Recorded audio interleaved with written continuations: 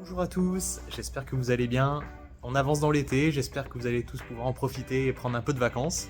Écoutez, moi aujourd'hui je voudrais vous présenter cette Focus qui est derrière moi.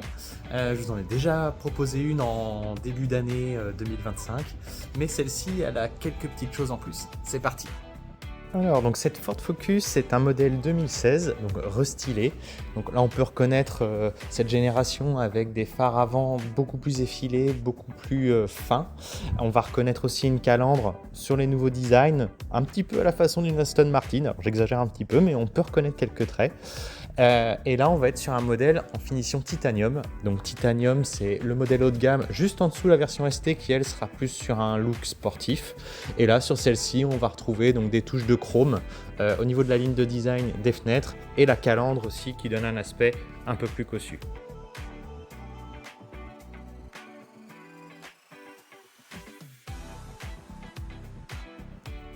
À l'intérieur, on va retrouver tout ce qui fait la qualité d'une Ford Focus de ces générations-là. Donc on a un design qui est assez sobre, mais avec des belles finitions.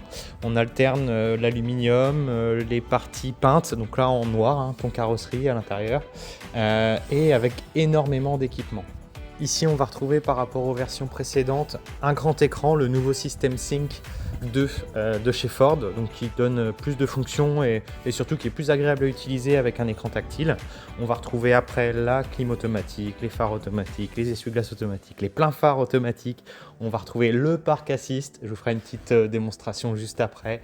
On va retrouver l'aide au stationnement, la caméra de recul, un toit ouvrant. Enfin, on est vraiment sur une voiture avec un niveau d'équipement pour une voiture qui a 10 ans qui est extraordinaire. Et on va même avoir le maintien dans la voie. Donc c'est ce système qui vous permet de corriger si vous mordez un petit peu sur les bandes blanches ou pas. Mais ce dispositif est complètement déconnectable car je sais que des personnes n'aiment pas. Au-delà de cette foultitude d'équipements, on va retrouver les qualités de base de la Ford Focus sur ce segment. On a vraiment un habitacle très logeable avec beaucoup de place à l'avant, à l'arrière, et on va retrouver aussi un coffre absolument immense. Voilà. Et pourtant, on est sur une berline compacte, donc équivalent à une Golf ou une Seat Leon ou même une Opel Astra.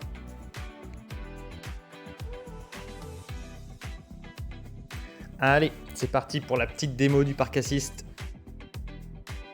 Donc là, on sélectionne la touche Park Assist qui se trouve au niveau du levier de vitesse. Et dans un premier temps, la voiture va scanner les places qui sont sur le côté droit de la voiture. Vous avancez gentiment et au moment où la voiture détecte une place, hop, elle vous l'indique et elle va vous demander de vous arrêter à l'emplacement de départ.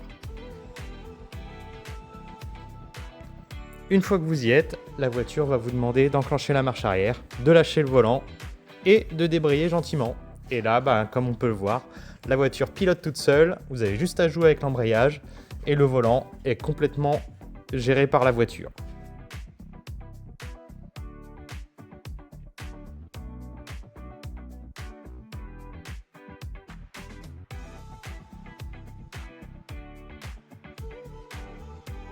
Il suffit ensuite de se laisser guider et enfin, quand le stationnement est terminé, la voiture vous l'indique, vous êtes garé.